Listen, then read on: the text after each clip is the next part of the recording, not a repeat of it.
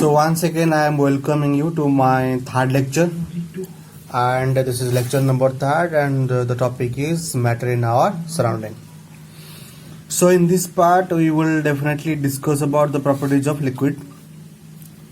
So the first property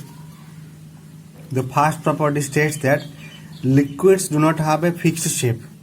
Liquids do not have fixed shape, and but it have fixed volume. Clear? So see, suppose I have a bottle of water, and as you know that liquids have the tendency to flow.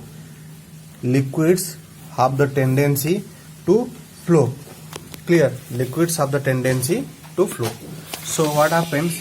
It will flow from one place to another place. It will flow from one place to another place. This property of liquid is known as fluidity.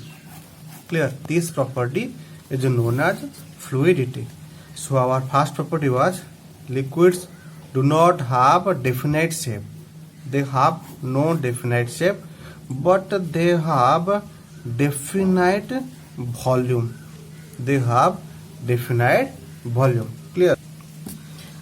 Our third property says that liquid possesses the property of a diffusion. Liquid possesses the property of a diffusion. So what does it mean?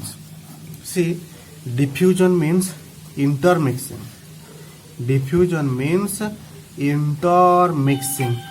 Suppose I have a beaker of water. Suppose I have a beaker of water, and if I add few drops of ink to it, if I add few drops of ink to it, then what happens? They both together intermix. They both together intermix, and our water became inky. So this property states about, this property clarifies about diffusion. So diffusion means intermixing is known as diffusion. So our next property, in case of liquids, they have a very low intermolecular force of attraction as compared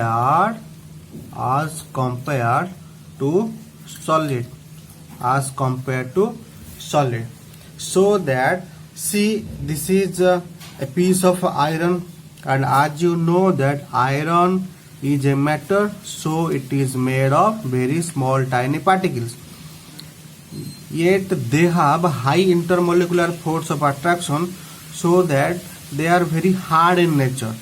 But when you consider water also made of very small tiny particles, and you can see there is a lot of gap between them, so that they are not hard, they are quite soft. They are quite soft in comparison to the solids. Clear? And our next property, which tells us about intermolecular space. See, suppose I am talking about water. Water has water molecules. It is made of water molecules, and as you can see clearly, this is a molecule, this is another molecule, this is another molecule, this is another molecule also, and you can clearly see that the gap, and you can see clearly the gap between them, and this gap also tells that the intermolecular force is how low intermolecular force. See, in case of solid, they have very strong force of attraction between them, so that the molecules, the particles of solid, they remain together. Remain held together. But in case of liquids, due to very less force of attraction, there will be a certain gap between them, and this gap also elaborates about intermolecular space. Clear? If less force of attraction means high intermolecular space. Clear? So this is all about the properties of liquid, and in our next video we will see the properties of gases. Till then, have a happy learning.